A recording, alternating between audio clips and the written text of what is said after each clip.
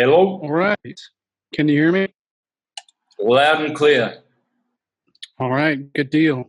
Hello everyone, my name is Cullen Smith. I'm a published author. Today I would like to introduce you all to my brand new published book, The Hive Mind Invasion of Civilization, a compendium of esoteric science, symbolism, and universal secrets. If you'd like to purchase this book, you can head over to my brand new website that I've set up at liftingtheveil.tv, and I will see all of you there.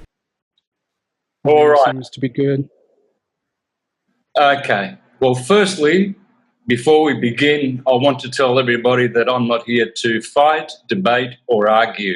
I'm here to discuss and clear up a lot of stuff. Now, I think you'll agree with me that a lot has transpired in the last 6 years between Cullen and I, and that's going to be sorted out right now before we go into the discussion. And I'm not going to debate. I swore I would never debate.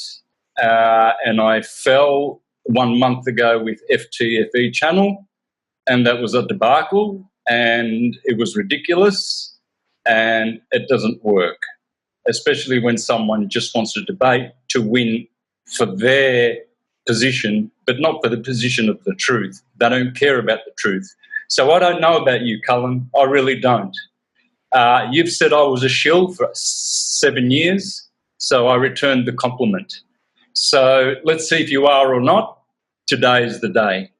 Now, first of all, I would like to share my screen and begin with what I think is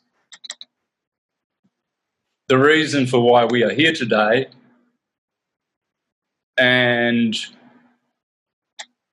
what we'd like to see Cullen clear up. Perhaps he has got an apology or something. Is this your post here, Cullen? Can you see this? Yeah, I can see it.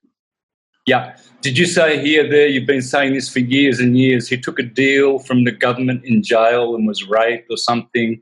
That changed him, made him a horrible person. He took a deal to get out early, if promised, to push flat earth disinfo psyop to the public. Is that correct? Yeah, I'm not the only one making that claim, nor am I the originator of that claim. There's actually been, a lot.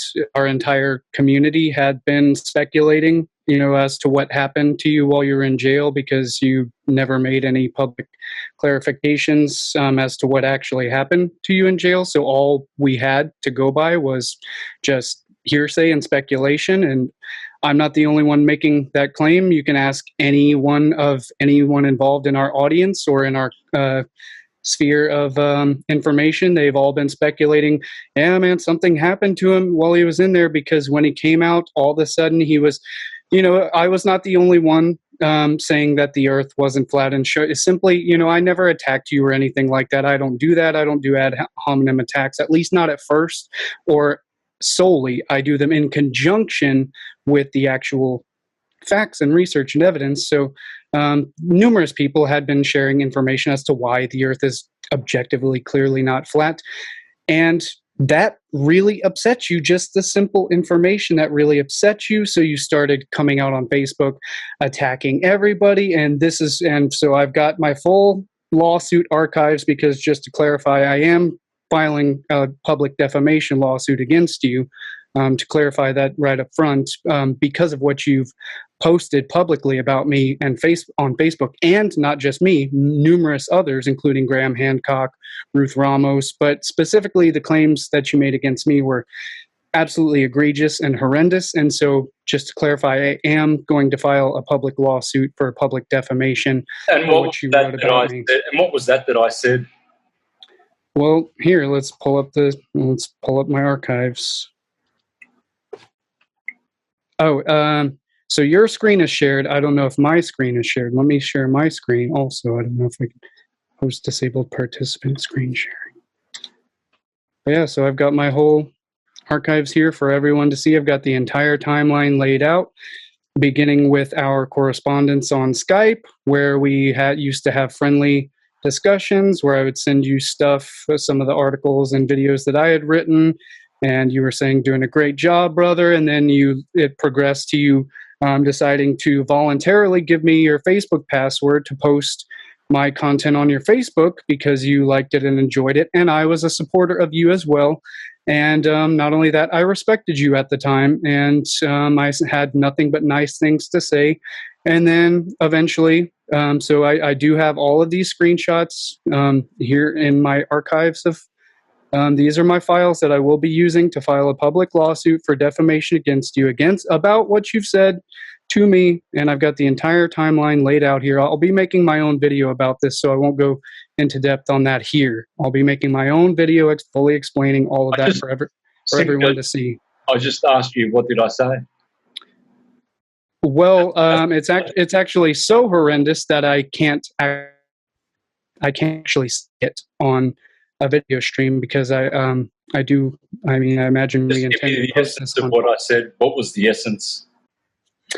Well, you said that I am a and that I have children, and so yeah, unspeakable acts that are too egregious to even say verbally, because apparently now this video can be compromised and probably removed from YouTube or Facebook or anywhere because of those statements that have been written, which are too egregious to even speak publicly, because now this content will be removed and demonetized for speaking those verbal terms, which you clearly wrote about me. I'm not sure exactly which one it is here, but it's numerous times. Numerous times you've said it. Numerous times you've convinced. Right here, everyone can see it. Where you've said this publicly about me and everyone else. You've said it numerous times. And the worst part about it is, I don't know if you're familiar with what St. Augustine had to say about backbiting and public defamation, but I've got screenshots about what his quotes on public defamation and how it is literally the worst crime that you can commit against someone, because unlike other things that can be proven false, once someone is slandered, their reputation can never, ever be restored. Even if it's admitted and apologized and proven false, it doesn't matter. In the eyes of the public, one's reputation will never, ever be restored. And unfortunately, your audience, literally, they treat you like a cult leader, and they believe absolutely everything that you say, regardless of whether they don't care if you provide evidence for it or not. Unlike my channel and my audience, I make no claims without providing solid evidence for it. But on your channel and your audience, they just believe everything and anything you say, and you tell them to. You tell them to just believe everything that you say, and they do. And they go around repeating it, and they come over to my channel attacking me and publicly defaming me and slandering me as well. And it was very disappointing to see that a large portion of my audience also believed that about me, based on what you said, which is totally false and based on zero evidence whatsoever. So yeah, but I've never done that to you. I've never publicly defamed or slandered you. What is this? What are you talking about? You're saying that I took a deal in jail. That's First of all, that may be an untrue statement, but it's a speculation. Now, I'm not claiming that as if it's 100% truth. It's a speculation that not only myself, but everyone else had been wondering about.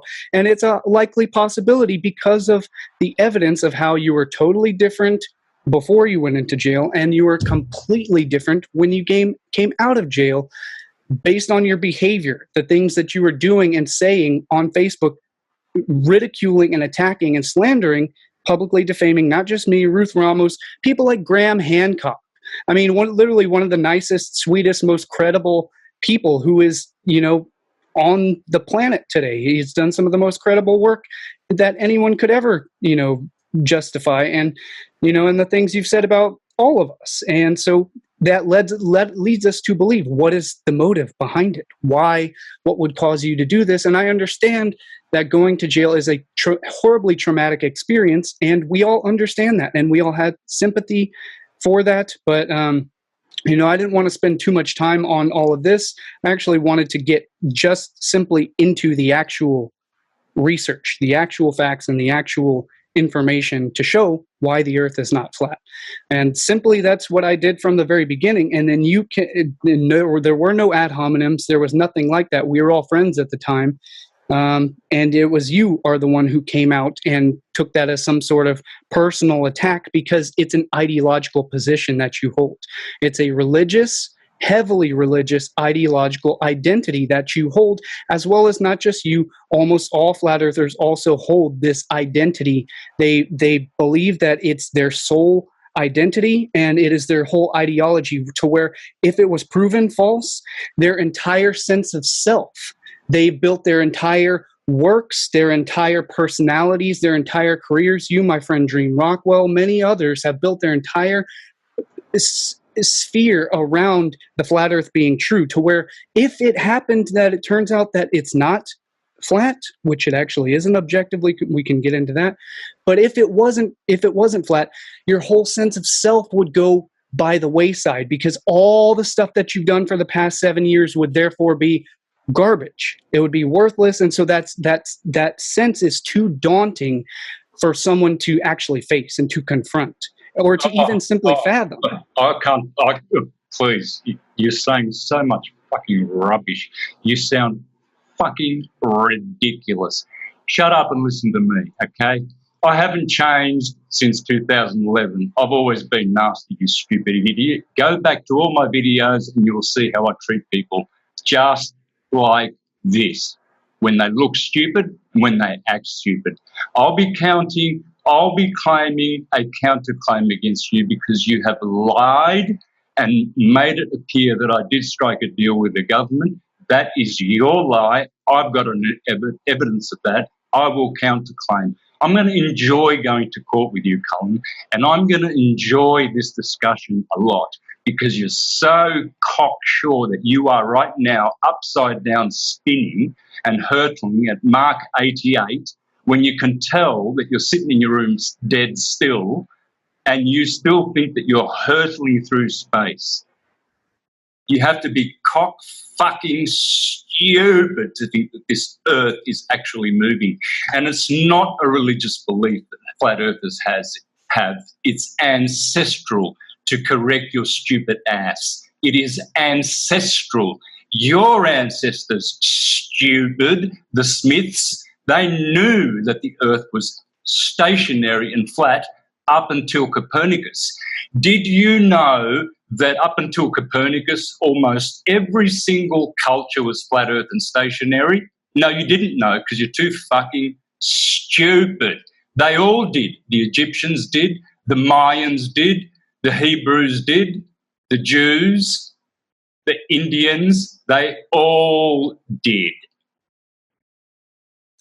Okay, so first off, let me start off. So now we're getting into the actual information. And just to clarify, you can counter, rebut whatever claims you want, but I've never publicly defamed you. Saying the speculations that I've made, that's not public defamation. That's not claiming that you have done something when, you know, it's not the same as what you did to me by calling me a child rapist, nor it's exactly the same. No, it's not. You tried to ruin my reputation. Yes, you did. No, I did not. No, I did not. I simply made a logical speculation based on the inferences that could be made based on the evidence that we had available to us at the time. And that was not something personal. That was not something against you. I've never made character assassinations against you or anything like that, like you have for me. That's a character assassination, if I ever saw one. No, it's not. Speculating about what may or may not have happened to you in jail, which nobody knows except for you. You're not speculating. You said here he took a deal. That is a statement. You have made a statement here. Yes, but my intention was it was actually a speculation, because nobody can know. Obviously, nobody can know that for sure. What the judge said about that. Let's move on. Every single culture. When did the Earth start moving? Who was the first person to start the moving of the Earth? Let's see how history is. Okay. As far as documentation, to where we knew, as far back as we knew that the Earth was a sphere, goes back to the Eratosthenes of the ancient Greeks, had the first documentation that the Earth was a sphere. But first of all, before we get into that, I want to just educate people as to how I know this isn't a debate, it's just a discussion, but the way a discussion is supposed to go for the engagement of our audience, so that they can remain engaged without wasting anyone's time, because I don't want to waste anyone's time, is to present the best quality evidence right up front, the best arguments right up front, without getting into like the religious and historical stuff. That's all erroneous to what we can actually objectively show and prove. So that would be at the back end of the discussion, getting into the ancients, the mythology, the cosmology, and all of that stuff. I know that's your main argument.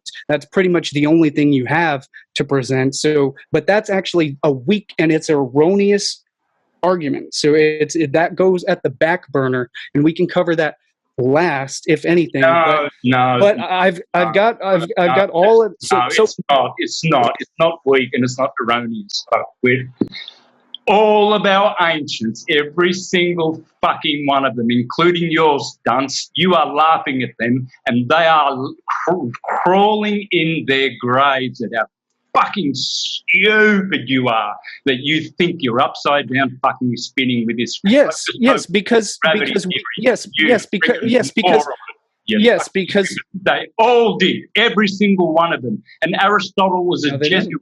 They doctored Aristotle's books in the 1500s. The globalists. Aristotle was far preceding Aristotle far preceded the Jesuits. The Jesuit society did not exist when the Jesuits doctored his books, you dickhead. The Jesuits doctored his books. Okay, well, to back up that claim, you the Neoplatonic academies, because the Neoplatonists, like Porphyry, were teaching a flat stationary earth.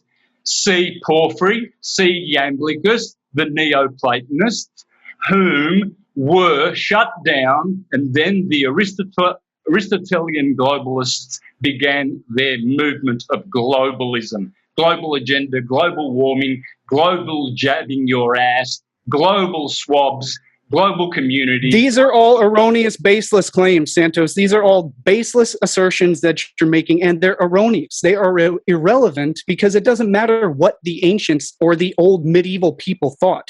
What matters is what we can show and prove right now. It doesn't matter what the ancients thought. That's totally erroneous. It's irrelevant. It makes no difference as to what we can now prove, what we can now show objectively with our own eyes, with our own tools, with our own measurements. The way this entire world has been built, our entire civilization has been built upon the knowledge of geodesy and the knowledge of the dimensions and the motions of the earth and how we can circumnavigate the globe. Exactly. So they built all those Gothic periods when they knew that they were on a stationary flat earth. Then that's a baseless claim. That's a baseless claim.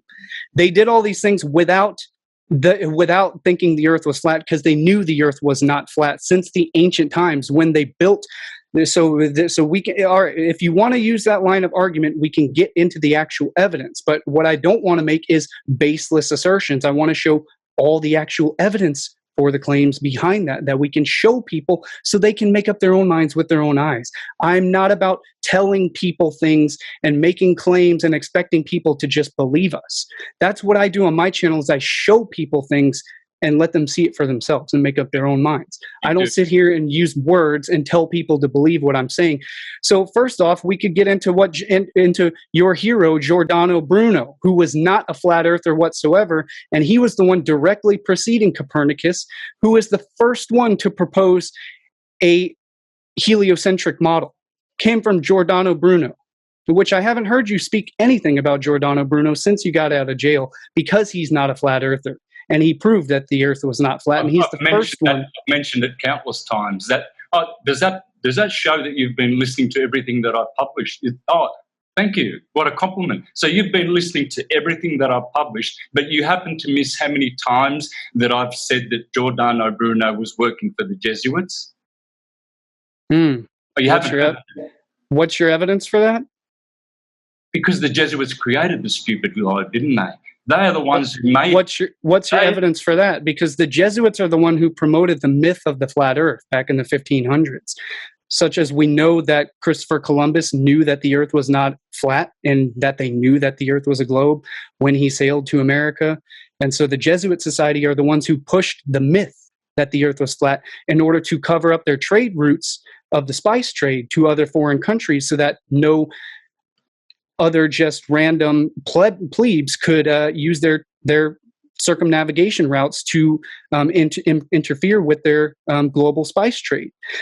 So they knew that the Earth was a sphere. They had knowledge of circumnavigation of the globe since the ancient sites were built on the alignment, circumpolar alignment of the globe, from Angkor Wat to in Cambodia to the Great Pyramid of Egypt, which is the very center of the world's landmass. The mathematical encoding. I mean, here I can show you all of this evidence in my 4.5-hour video that I've got time stamped here to show. Let's see, from the revelation of the pyramids. Let's see where it is. Documentary Revelation of the Pyramids. I'm sure you remember that documentary. It's one of the best ones out there, where they show the ancient circumnavigation and knowledge of the globe. Using astrolabes, which are based on flat Earth. No, astrolabes have nothing to do with flat Earth. They are based on the spherical geometry. So imagine it's the 1700s and you're a sailor, and you've been tasked with discovering gold or finding a new colony to inhabit, or just to trade or to get from one place to another. So you're in your boat and you've got to get from one continent to another. Well, how do you do it? You have no GPS, you have no Google Maps, you don't have anything really that you could use in terms of modern technology. So how do you navigate? How do you figure out your latitude? Well, sailors in the 16 and 1700s realized that they could actually determine their latitude using a star called Polaris. Now, Polaris is the scientific name for the North Star. So what you would do is you would go out on your ship at night and you would use an instrument such as an astrolabe or a sextant. And what you would do is you would find Polaris in the night sky and you would measure how many degrees Polaris was above the horizon. Now, that number of degrees is really important, because it turns out that the altitude of Polaris, or the height of Polaris, is equal to an observer's latitude. So if you observed Polaris 48 degrees above the horizon, it meant that your latitude was 48 degrees north. The reason it works that way is because Polaris is located right on top of the Earth's axis. But it's so far away that when light from Polaris gets to the Earth, it basically is all coming in from the same direction, because Polaris is so far away. So if you're standing at the North Pole and you want to see Polaris, you're going to look straight up over your head. So if we measure the angle that's formed between the surface of the Earth and straight up over your head, well, it's a right angle. It's a 90-degree angle. Well, the latitude of the North Pole is 90 degrees north. They're the same. If you were to travel a little bit to the south, let's say you were located over here. Well, now we can see that here's the horizon, here's the surface of the Earth. If you want to see Polaris, you're not going to look straight up over your head. You're going to look this way. And so there's a much smaller angle. Maybe that's around 45 degrees. So maybe your latitude is 45 degrees north. If you continue going south, let's say you go to the equator. Well, the horizon, or the surface of the Earth, is right over here.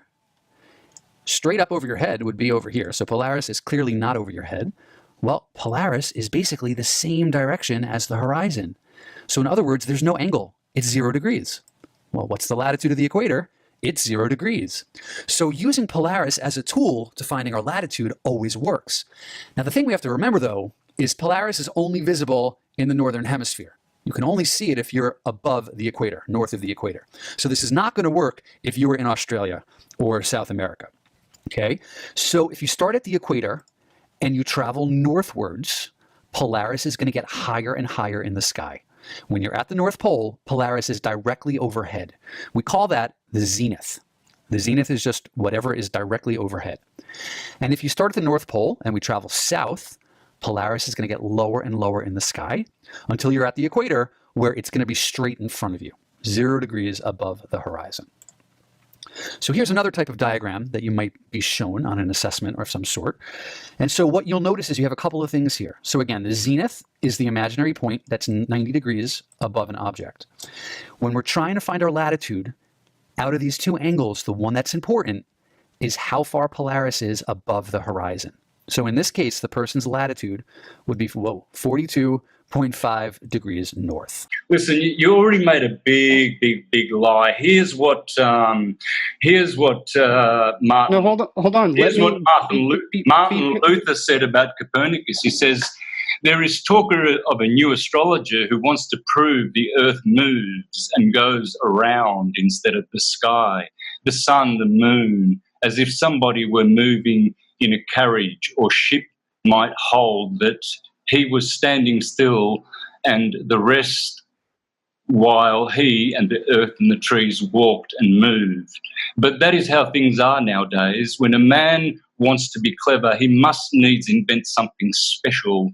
And the way he does it just needs to be best. The fool wants to turn the whole of the art of astronomy upside down. However, the Holy Scripture tells us, so did Joshua tell the sun to stand still and not the earth. So Martin Luther was a Jesuit. He's clearly a flat earther. And so did you guys catch this? Are you catching the point here? Martin Luther, who Santos is quoting as knowing that the earth was flat, was a Jesuit. Martin Luther was a Jesuit. He's clearly a flat earther. And Martin Luther was a Jesuit. He's clearly a flat earther. And so again, the Jesuit Society are the ones trying to claim that the earth was flat, and they were the ones telling the plebes that the earth was flat when all the highest quality academics and scientists in the field at the time knew for centuries and eons that the earth was not flat. And the ones that were saying that the earth was not flat, such as Giordano Bruno, were brutally murdered, tortured, and executed by the church and the Jesuit Society, who were at the same time trying to convince the people that the earth was flat with their flat earth psyop and religious dogma crusades, such as Martin Luther, and the ones who were brutally murdered and executed and tried, like Galileo and Giordano Bruno and the others speaking out about that the earth was flat. They were the ones getting ridiculed and tried and murdered and executed for showing that the earth was not flat. Do you understand? Do you see this? The religious dogmatic church, the Jesuit Society, are the ones that were trying to push the flat earth psyop onto the public. And he was opposed, just as John Calvin said, we will see some who are so deranged, not only in religion, but also in things reveal their monstrous nature, that they will say that the sun does not move and that it's the earth which still shifts and turns. And Calvin was laughing his head off at this fuckwit Jesuit and all their demonic global. Yeah, because read from scripture and word of mouth and hearsay all you want. That is not science, Santos. That is pure religion. That is pure religious dogma. Quote whoever you want. Here, let me read a quote from Giordano Bruno for you, since you're such a fan. Forget about Giordano Bruno. He was a Jesuit, and I want the audience to know and to hear all sides of the information. I want them to hear for themselves. So, to comprehend the achievements of Giordano Bruno, the state of astronomical knowledge in the 16th century must be understood. Up to the time of Copernicus, Western Europe had accepted the Ptolemaic universe by that time. The Earth was a central ball, and I'm screen sharing here if you will accept the participant screen share so people can see it for themselves. The Earth was the central ball around which 7 transparent spheres glided according to the Ptolemaic model, carrying the moon, the sun, the 5 naked eye planets, an 8th sphere called the fixed stars. It would be fruitless to dwell in the picturesque. Okay, let's get to the Earth was motionless. The day and night were caused by the revolution of the heavens as opposed to the motion of the Earth itself. So their model was ass backwards, where they thought that the entire celestial heavens were moving and the Earth was stationary, what is the mechanism by which that would imaginably be possible? What mechanism would cause the entire celestial sphere to be moving and producing all of the observable phenomenon that we can now document and simply log, and we can observe for ourselves, including eclipses, day and night, seasons, axial precession of the equinoxes, axial tilt, axial precession, which includes precession of the polar stars, circumpolar stars, including southern, all on and on and on. I mean, we could go on and on and on. But so the ridiculousness that the entire celestial sphere would be somehow moving and doing all that, as opposed to simply everything else is stationary and the Earth is rotating. But so, let's see, where does Giordano Bruno came in there with this quote? He tore down the boundaries of the old system and envisioned something remarkably similar to the modern universe. For him, space was boundless, was filled with countless solar systems. He quoted, "There are innumerable suns and an infinite number of planets which circle around their suns, as our 7 planets circle around our sun. We do not see planets revolving around other stars because of their great distance or small mass." Bruno's universe had no center. In the universe, he wrote, there no center and no circumference exists, but the center is everywhere. Because, in other words, that's describing a sphere. There is the sphere, every point of the universe is the center. Elaborating upon this point, he remarked, "As to us on the earth seems to be the center of the universe, so its inhabitants of the moon will appear as such. Each world has its center. Each has its up and down. These differences are to be assigned relatively. And in other words, there is no objective up and down in space. It is up and down is relative to your point in space. So in other words, you keep saying, oh, well, how does the water stay on the, he's upside down on the globe. Well, on a globe, every point is down, because the center of mass is at the center of the object. So every point is down. So you're always on top of the globe, no matter which point on the globe you are. This is basic physics. This is basic science. And yet, when you're at Ecuador, the Earth's linear motion is 1,045 miles. But when you're landing an airplane in Boston at the 60-degree latitude, it's only doing about 600 mile an hour. So which are the instruments in the aeroplane that they use to make for the adjustments for that? I'm not sure. Honestly, I don't know that, but we could consult with Wolfie 6020 on YouTube, who is a Royal Air Force pilot, rescue pilot from the military, who is one of the most competent and credible individuals on the internet, or pretty much on the planet, who answers all of these questions on his YouTube channel. You can simply ask him. He will show you live from his cockpit, show you the instruments and explain the instruments that he uses and the calculations that they use to determine all of those things. He fully explains that on his channel. And he also uses his commercial pilot's license to look up all the flat earthers' commercial pilot's license and show that they are all lying about their licenses and credentials, and they're all nothing but, at the best, they are amateur pilots, meaning that they do not have formal training on the spherical geodesy of the globe or commercial flight plans or how to navigate internationally using global flight plans. So in other words, flat earthers cannot navigate the globe. They can't sail from between countries using a flat earth model. So this is the main evidence that we need to talk about right up front, is show me your fully functional model of a flat earth that includes every observable phenomenon that we can look and observe in nature, including circumpolar stars, southern star trails, southern constellations, solar and lunar eclipses, day and night, seasons, equinoxes, and solar analemmas, on and on and on. All of these phenomena, global flight plans, Eötvös effect, Coriolis effect. And so there's a lot of arguments to debate there. But the point is that flat earthers do not have a single functioning model. They've got numerous different models proposed. Oh, is it a flat infinite plane? Oh, is it the azimuthal equidistant? Truth Heresy has a bunch of jokes about that. But is it the azimuthal equidistant map, which is actually based off of a spherical globe? No, most flat earthers don't even understand that. The azimuthal map is derived from from spherical geometry. That's what an azimuthal equidistant map is.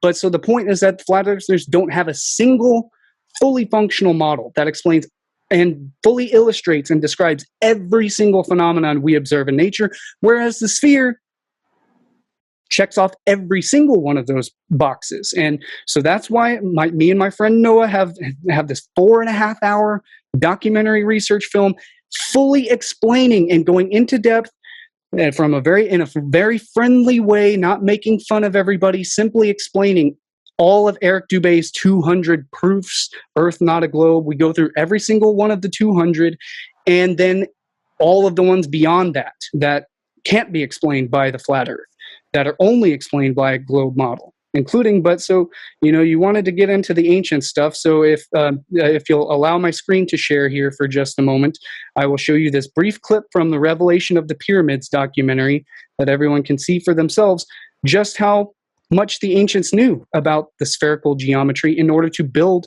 their temples on a straight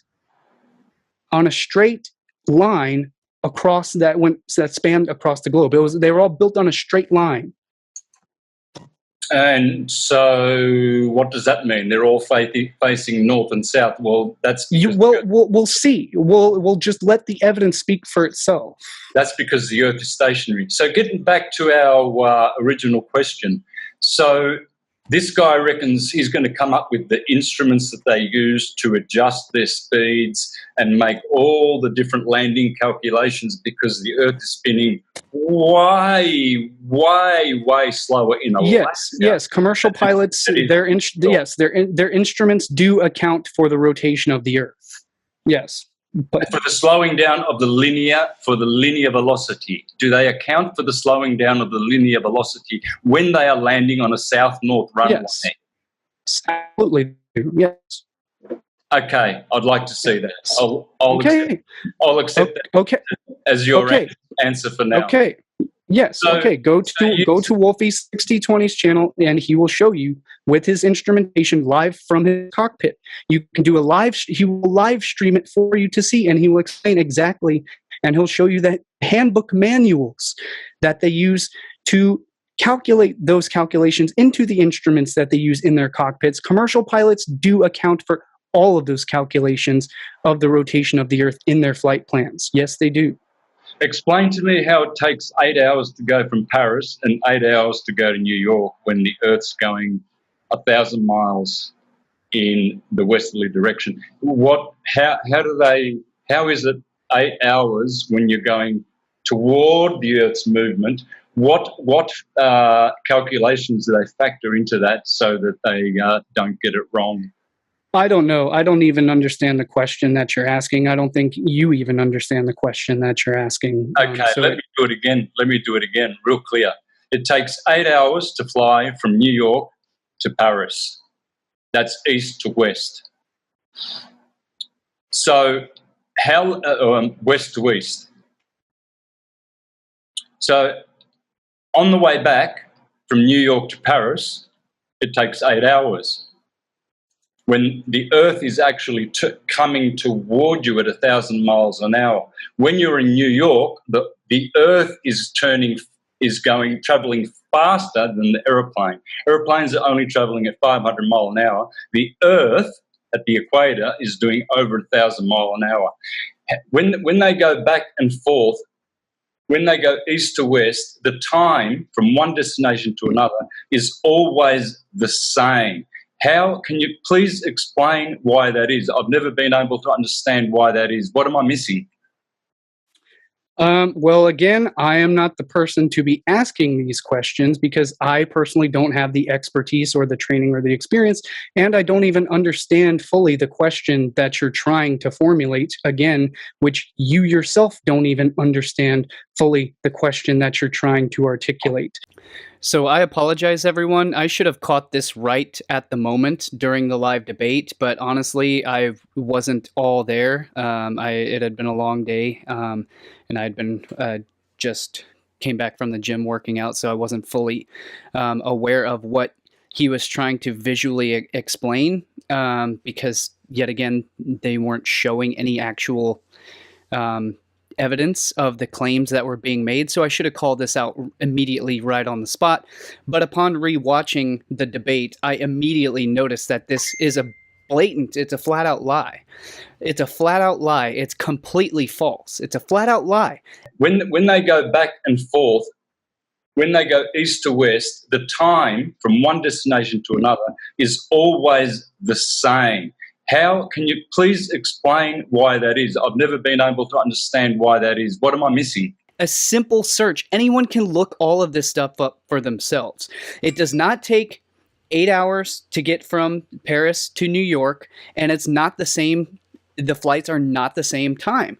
So I was wrong with my understandings of flight times. Turns out that flights always from east to west always take longer because you are going against the atmospheric air currents from the spin of the Earth. All flights going from east to west always take longer. That is a known fact of aviation. Anyone can look that up for themselves. And so, no, it's not true. The flight from JFK to Paris takes 7 hours, and then the flight returning takes 8.5 hours. So no, it's a flat out lie. It's a flat out lie, or just a total ignorance and refusing to actually look things up for themselves. And again, this is stuff that basic knowledge that anyone can find out. But even more simply, all of these points are erroneous. They're irrelevant. That these points don't matter. It doesn't matter how. That's totally erroneous. All you'd simply have to ask is, which direction does the plane turn flying from Los Angeles to Hawaii? Because if you want to bring up a flat Earth map on your screen, or I will screen share my screen and show you a flat Earth map, where if we were flying from Los Angeles to Hawaii, there is one direction that the plane would bank the entire flight, because Hawaii is basically a straight shot from Los Angeles, from LAX to Honolulu International Airport. You would be banking one direction the entire flight. And in reality, if you're on a flight to Hawaii from LAX, the plane banks left the entire time. You can look out your window, the plane is banking left. That means the left wing goes down and the plane banks left, because LA is a northernmost latitude than Hawaii. Hawaii is southern, and LA is above Hawaii. So you are banking left the entire time because the plane is curving to get to Hawaii. So on a flat Earth map, it would be the complete opposite. The plane would be banking to the right the entire. And this was one of Truth Heresy's main points and main arguments that he showed in his videos. And nobody seems to want to simply just think about these things, or nobody's trying to rebut it or trying to think about it for themselves. If you were flying to Hawaii from Los Angeles on a flat Earth map, it circles, because the flat Earth map circles around. So that means your flight would be circling around to get to Hawaii over there. Or it would be banking right the entire time to get to Hawaii. And that's not what happens if you're flying to Hawaii. You can look out the window, you can ask the captain, you can ask the pilot, you're banking left the entire time. And that's how you get to Hawaii from Los Angeles. You're going southwest. It's a southwest flight plan. You're going southwest. You're not going northeast. On a flat Earth map, you'd be flying northeast. You'd be banking right the whole flight. I don't know how long the flight is from LA to Hawaii. I think it's like 4 hours long, maybe longer, but I think it's about 4 hours. So you're banking right. You would be banking right the entire time on a flat map. And that's not what happens. That's not what we observe in reality, in the real world. You can ask, here, look on a flat map.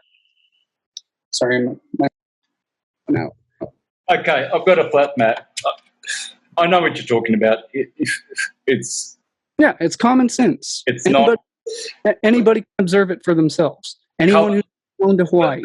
The reason why they're banging to the left is because they have to turn left, because that's the direction of Hawaii. Oh yeah, exactly. How are you going to turn left if you're going right on a flat Earth map? How do you go right? How do you turn left to go right? No commercial airline routes are straight trajectory. They are all curved. There's a reason for that. They are all curved. Yeah, but the question is, which way is the plane turning? Is it turning right? Is it banking right, or is it banking left? It's as simple as that. Well, which way does a plane bank in order to get to Hawaii from Los Angeles? Well, I guess you just said left, right? So it have to be left. Well, we could ask any commercial pilot and simply make it as simple as that, since neither you nor I have the credentials or the experience to answer this question, even though we could experience it for ourselves by simply being on a flight from Los Angeles to Hawaii and looking out the window, or asking the pilot. It's as simple as that. Let me address some of your other questions, which were really, really deservable of addressing. Once in 2013, I went to Ecuador. So can you see my azimuthal equidistant map here? Yeah, I can see it. It's hard to tell what I'm even looking at. Okay, there's my cursor on Melbourne. I flew from Melbourne to Los Angeles. I was going to Ecuador. And on a globe, that would be straight across the Pacific. I was so pissed off that I had to go straight here to Los Angeles, then straight here to Panama, then straight here to Ecuador. It was a directly straight flight. And now that was 2013. Wait, I'm sorry. I got lost. Where did you go from? You went from Melbourne to straight to where? Can you see my cursor? Yeah, I see it. It's very small though. Yeah, there you go. That makes it easier. Okay, go ahead. All right, here's Melbourne. Yeah. Right. I went to LAX. Okay. Straight. I went to Panama. Straight. I landed in Guayaquil in Ecuador. Yeah. Can you see how straight that is? Look at Ecuador, Panama, LAX, Melbourne. The only issue with that is the absolute insane distance and length of time that the flight from Melbourne to LAX would be on this flat Earth map.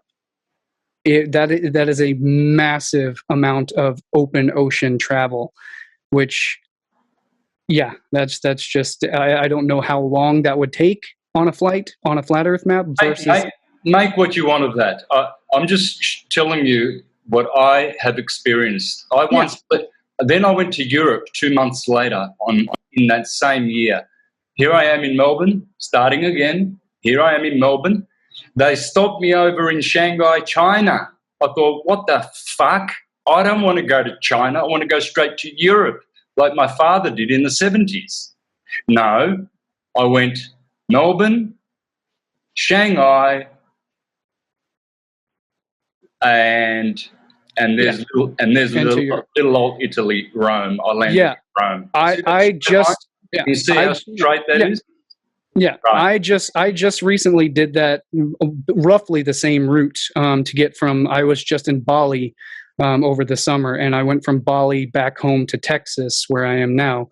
And I thought I was, because my flight from Texas to Bali, I went up over Alaska and went over the land bridge, over Russia, and then circled back down. We basically just followed the land bridge. If we're looking at so we went up over Alaska, followed the land bridge, went down, flight landed in Japan in Kyoto, and then it went from Japan to Jakarta, and then from Jakarta. And that's dead straight on my map here. That is dead straight from Where did you leave from in the States? Yeah, the only problem is it wasn't a dead straight flight. We were banking left the entire flight. And slightly, but it's pretty slightly, but it was still a curved flight. We were still banking left the entire time.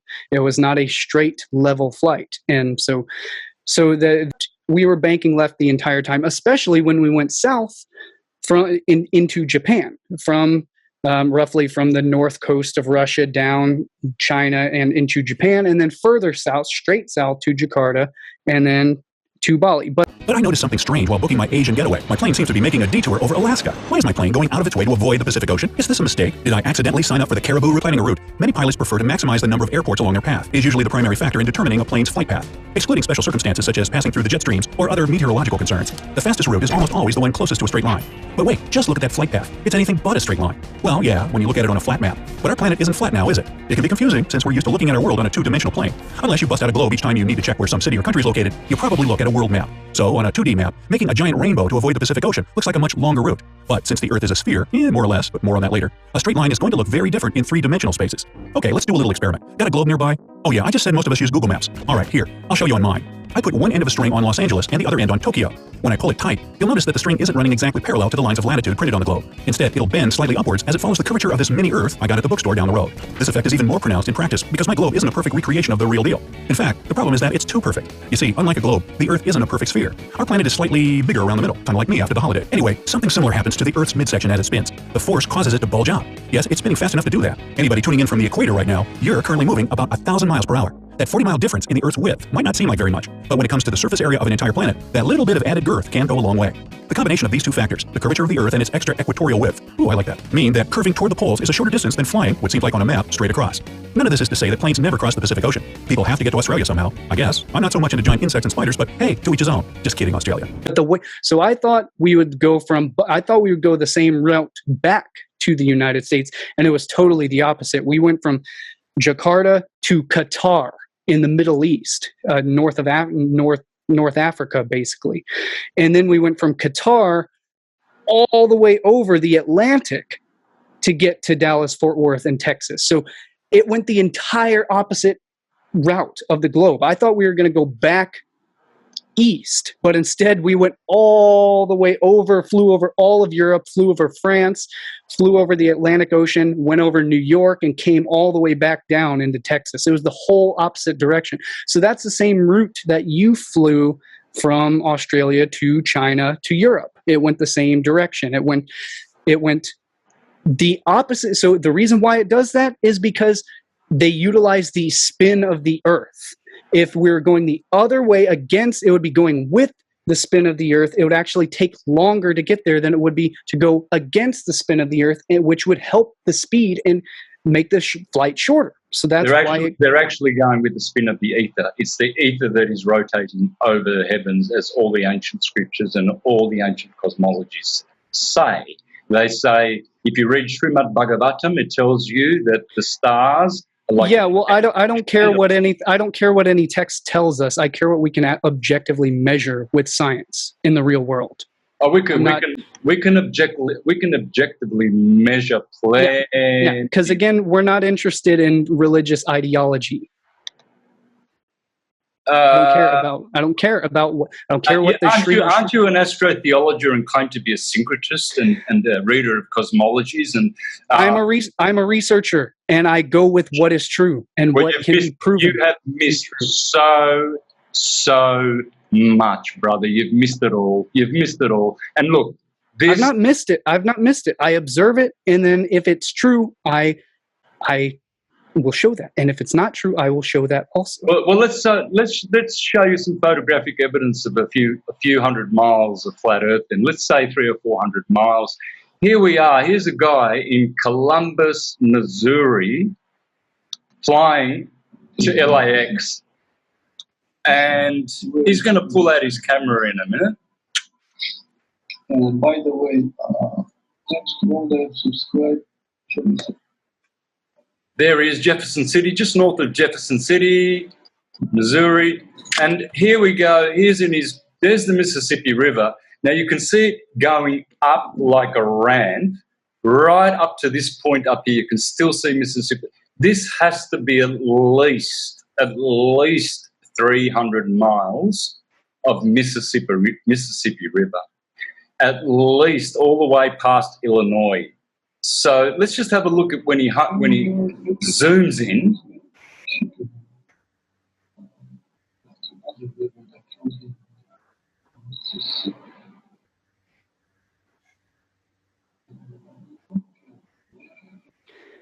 Okay, so first off, let me explain some things here. There's Lake Michigan, dude. That's Chicago. That should not be there. It should not be there. Neither should Lake Winnebago. Okay, well, I'm not going to take someone's opinion for things. You're saying it should not be there. First of all, I barely can see what I'm looking at is a very poor quality thing. All right, for all the earnest researchers, please look at this channel, J. Tolan Media 1. So let me see if I've got that on my camera. And then Mississippi River, Great Lakes, and Hudson Bay at 1,200 miles infrared camera. Now, I'm going to put this on silent while Cullen speaks over it, and you can watch this yourselves, folks, on big screen, and you judge for yourself. I mean, that just looks flat.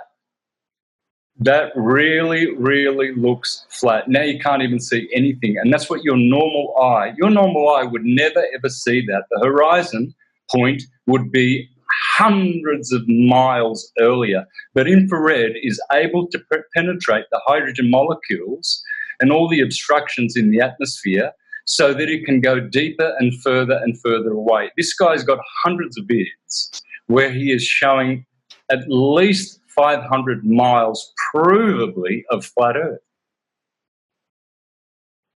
Okay, it well, looks pretty flat, man.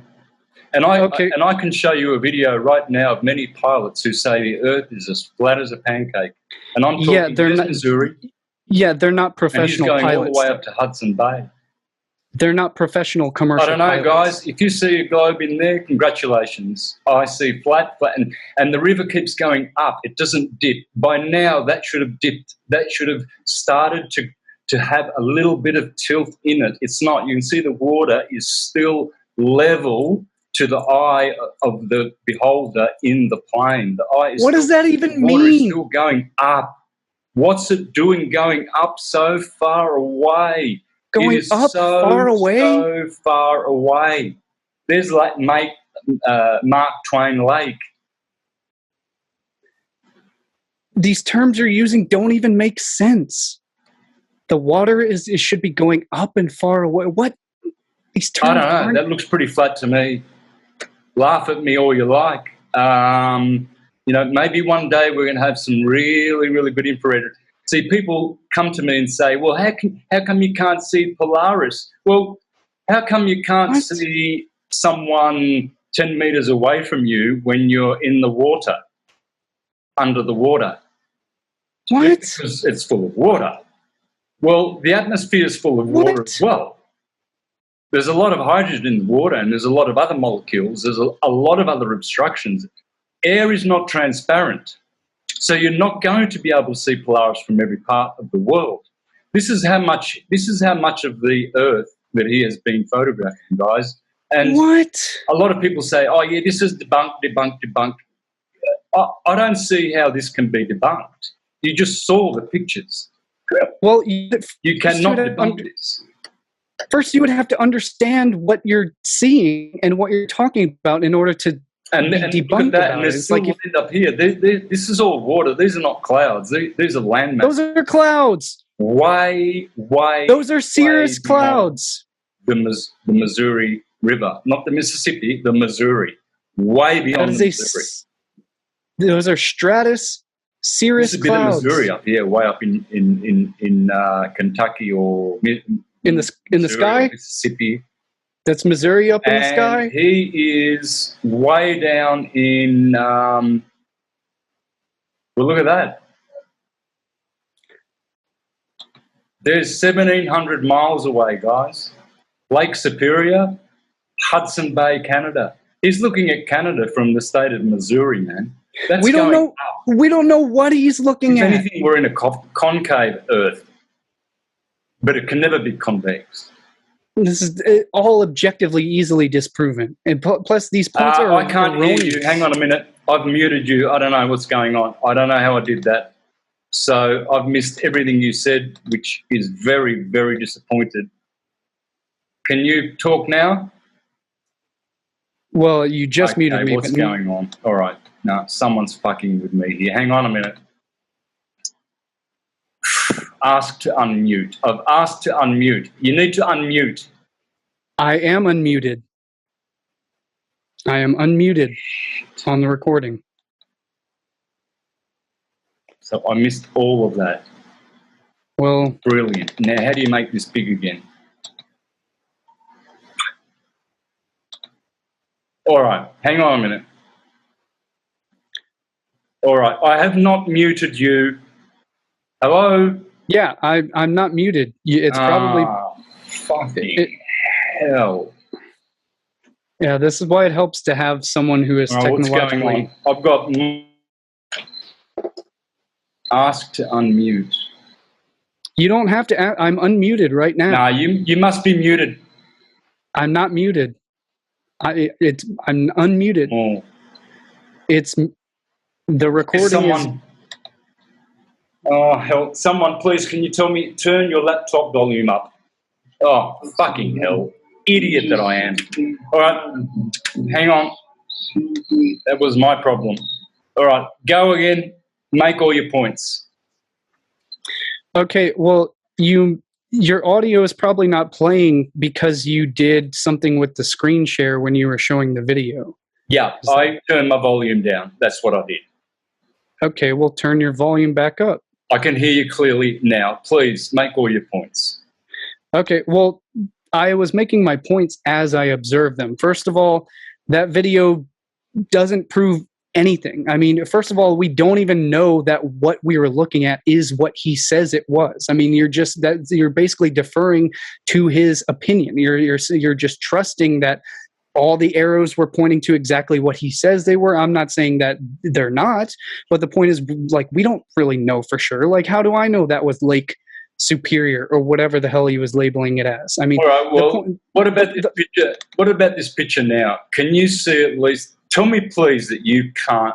Tell me that you can't see at least 400 miles of Earth in front of you. Tell me that you can't. Well, you can probably. I don't know. I'm not the math and all of that is not my. I am terrible at math. I will admit that. I don't know the math and the spherical trigonometry or any of that. Nor do you. I mean, I'm sure we can both agree on that. We're both probably pretty bad at math. But so that's irrelevant. But if you're in a plane, it depends how high up you are. That depends how far in the horizon into the distance you can see.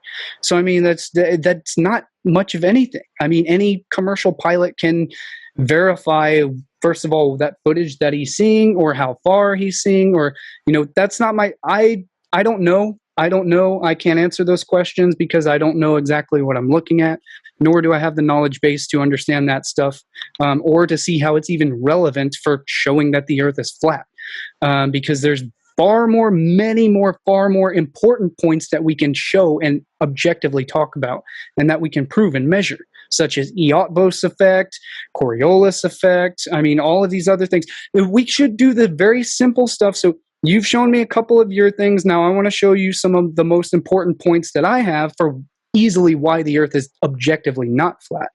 And that is simply, so we can, it is a simple sunset. A sunset proves that the sun does, okay, so you want to let me do a screen share here for just a minute, or will it screw up your okay.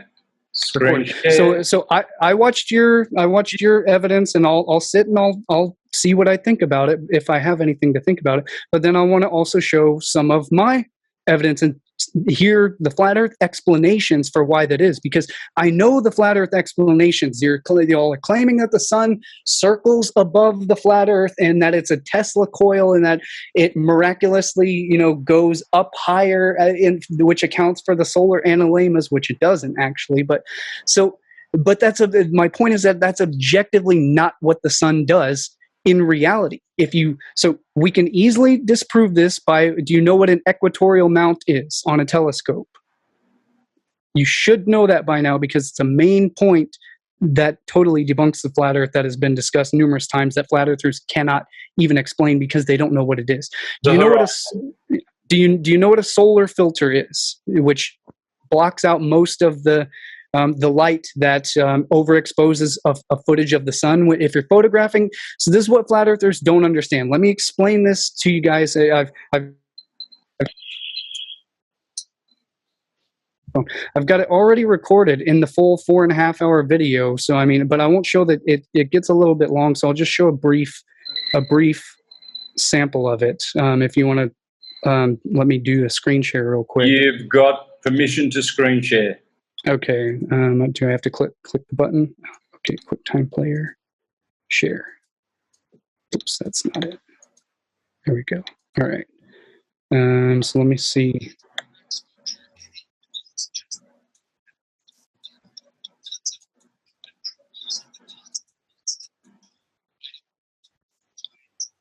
You're not speaking. I can't hear you.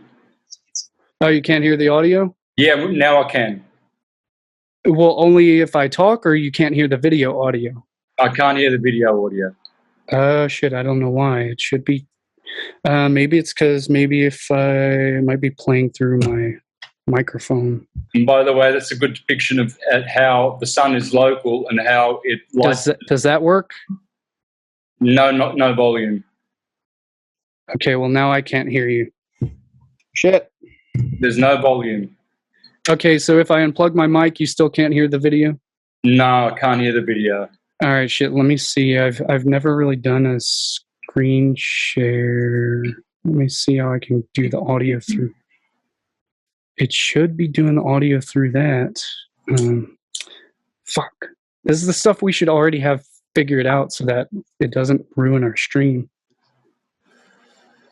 I'm honestly not very technologically savvy either, so I can't really. It's all right. That's not an issue. That's not an issue. Okay, but so anyways, I mean, what I'm showing. Nothing to do with your presentation. I'm sure that will happen. If I could figure out how to get the screen share to do the audio through that. Share sound. There we go. Got to click that check button at the bottom on the screen share sound. So, okay, optimize for video. Let's see if that works. Share your computer audio. Please install the Zoom audio device. Restart your audio sharing application. What?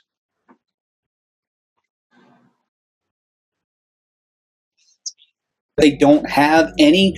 Can you hear that? Yep. Okay, cool. That worked. All right, so you just got to check there's a little box at the bottom when you share screen that shares audio. Commercial knowledge of.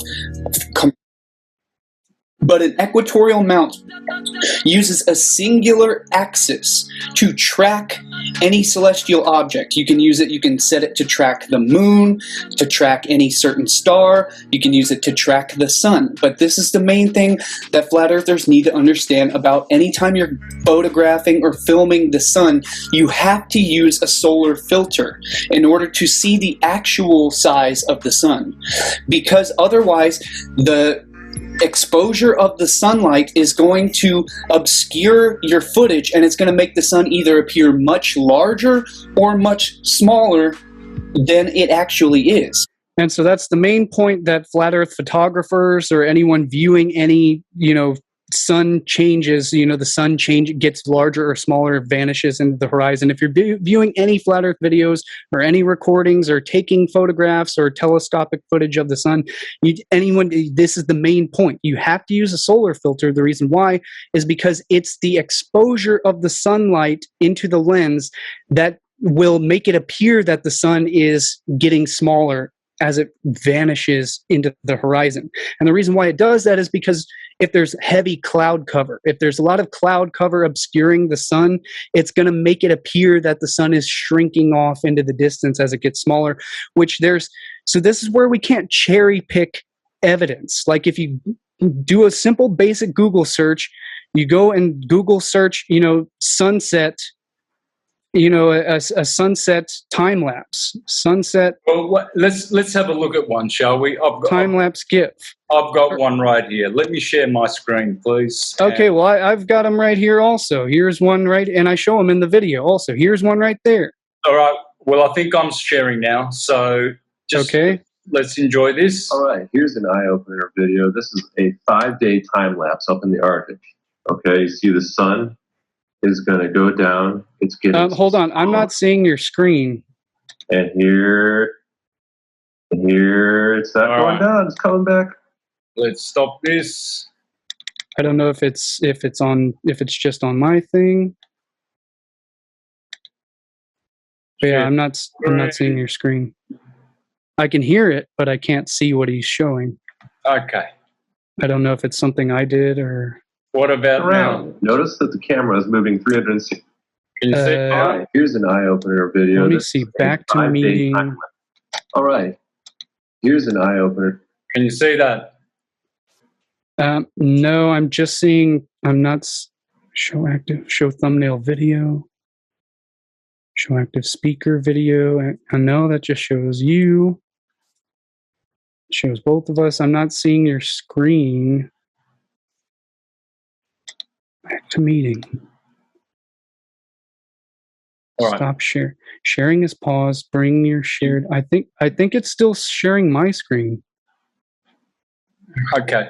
All right. Can you stop sharing? Okay. Yeah. There we go. Okay. Now I can see. Okay. All right. So okay. Yeah. Now I can see it. let's have a look at this. Okay. 5-day time lapse in the Arctic. A 5-day time lapse up Down there. in the Arctic. Yeah. Okay, The point is, we could do that in the Antarctic as well. It hasn't been done in the Antarctica. It hasn't. But it could. Yeah.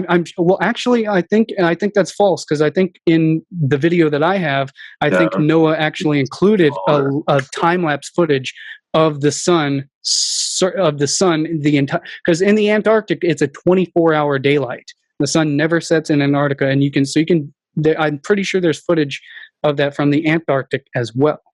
But so anyways, go ahead with the video and I'll see what I have to say about it. Okay, well, first of all, it's not 24-hour daylight, it's 24-hour twilight from the people who have been there. All the people who come back say they never see the sun ever, ever, ever when they're in the Antarctica. They've never, ever seen the sun. It's always twilight. Why doesn't the sun set in Antarctica for half the year? G'day Grace, you might not know this, but the Earth's on an angle. So in the summer, the South Pole, or Antarctica, is tilted towards the sun and receives the direct sunlight from the sun for about half the year.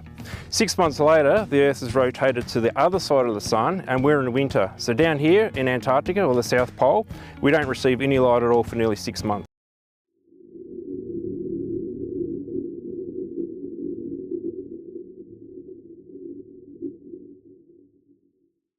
This presentation is there is a 24-hour day or night at the poles.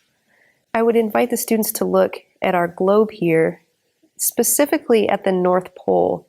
And as I rotate the globe, I'm going to ask them to tell me when they see the sunlight shining on the North Pole. The students would observe that the sunlight does not hit the North Pole at this time of the year, and that it stays dark all day and all night. The sun does not rise at the North Pole during this time of the year. If I move so that we have summer in the Northern Hemisphere, and then ask the students to observe again what's happening at the North Pole, they would observe that the sun never sets at this time of the year in the North Pole, and that they have sunlight almost all day and all night. If we look at this chart, it demonstrates the same thing we were just looking at with the globe. If we look over here, this is winter in the Northern Hemisphere, and the North Pole does not have sunlight. It does not have a sunrise or a sunset. It stays dark throughout the day and night. As we move around over to summer in the Northern Hemisphere, it points out that we have daylight all day and all night in the North Pole. If we go back to the globe and look at the North Pole and the area surrounding the North Pole, we have a line that goes around, and we call this the Arctic Circle. And in the Arctic Circle, there is a day where the sun never rises and it never sets, at least once. If we move our globe, at the South Pole, we also have a line that goes around the area, and that is the Antarctic Circle. And here too we have a day where the sun never rises or sets. As an extension, you could offer the information to the students that the word Arctic comes from a Greek word arctos, meaning bear. The Greeks noticed that there was one star in the sky that stayed in the same position, and it showed them north. We call that star Polaris, or the North Star. The name that they gave the constellation that the star was in was Ursa Minor, or Little Bear.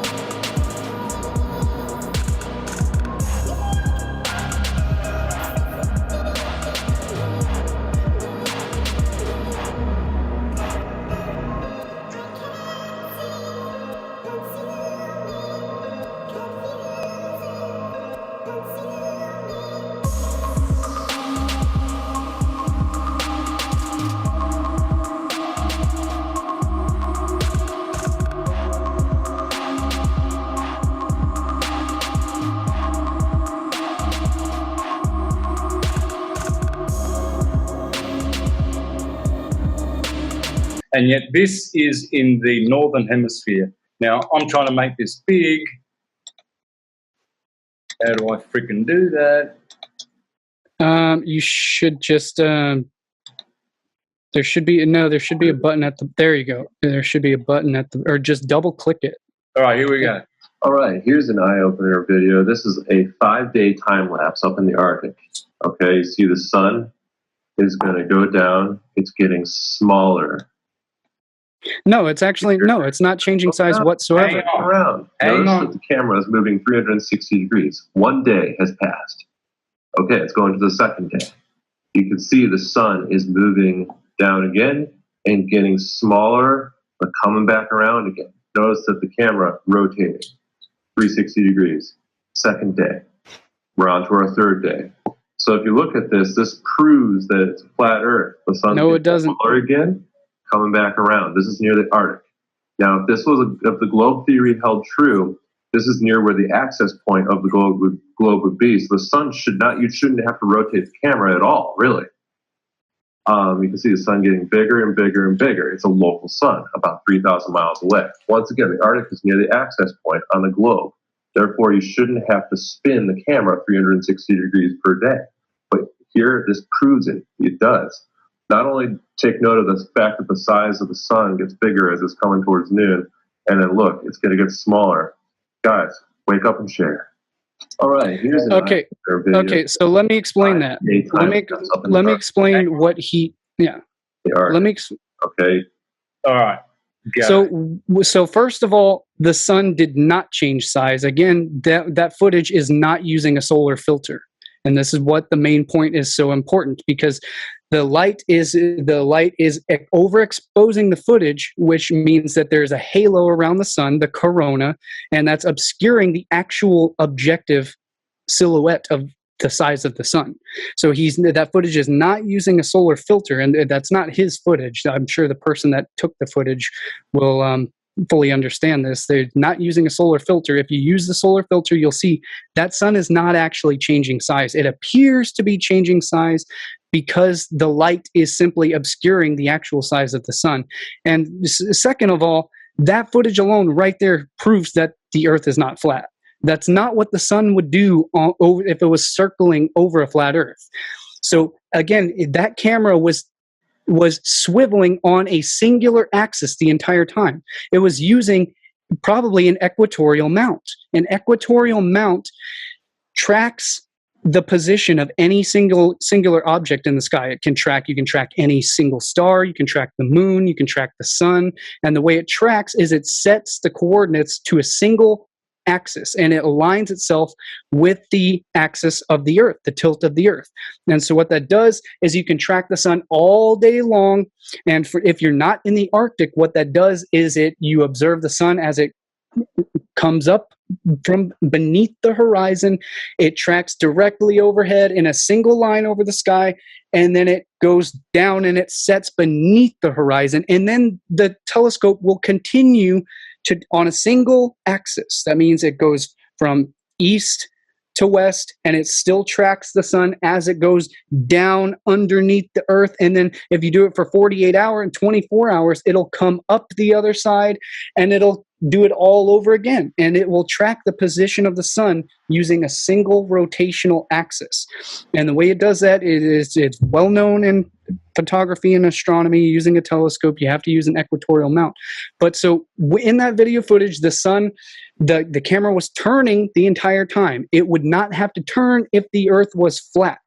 Now, I'm not really thinking about what it would be like from the pole.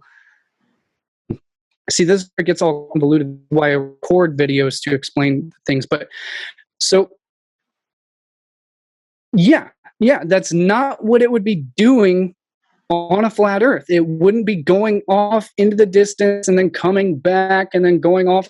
On a flat Earth, it would circle overhead, and then it would circle far out and around, and then it would go off again directly straight in front of you, way off in the distance, and it would vanish, get smaller and smaller, vanish off into the distance.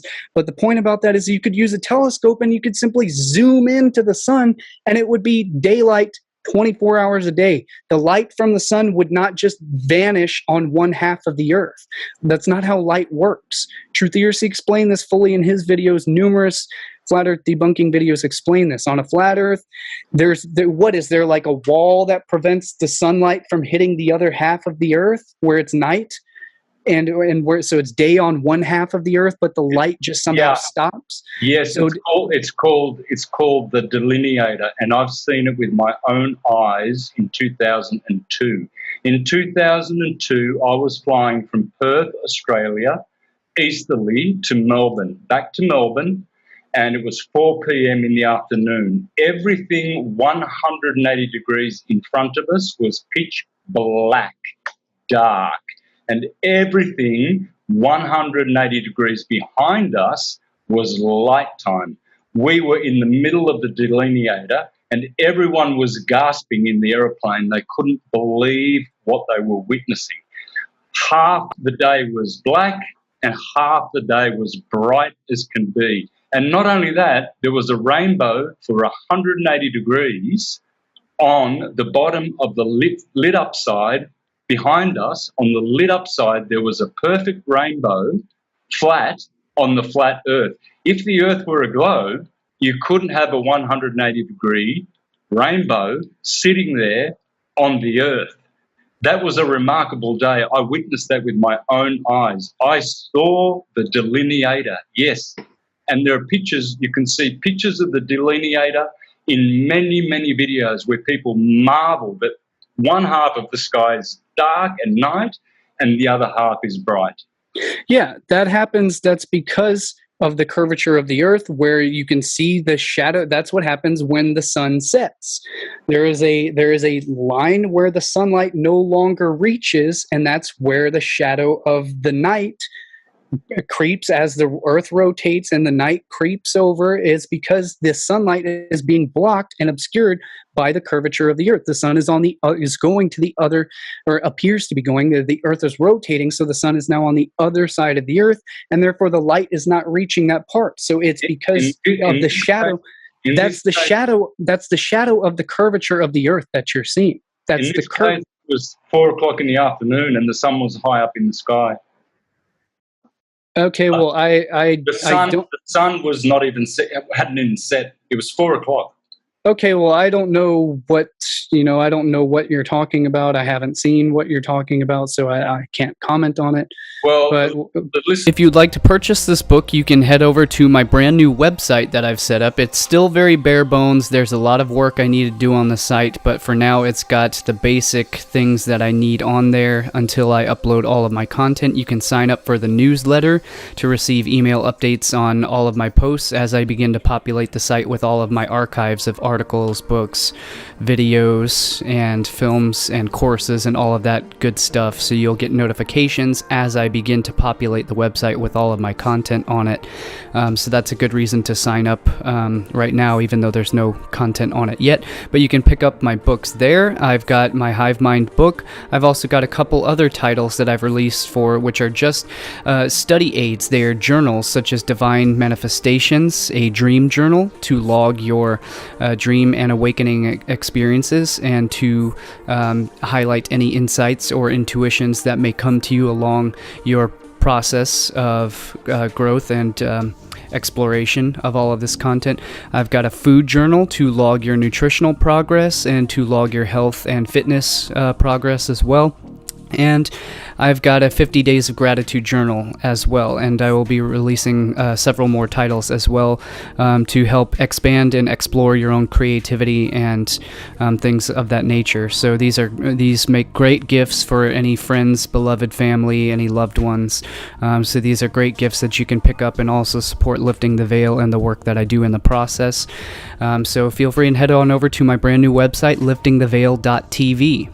And I will see all of you there. All right, have a great day. Thank you. My name is Cullen Smith. This is Lifting the Veil.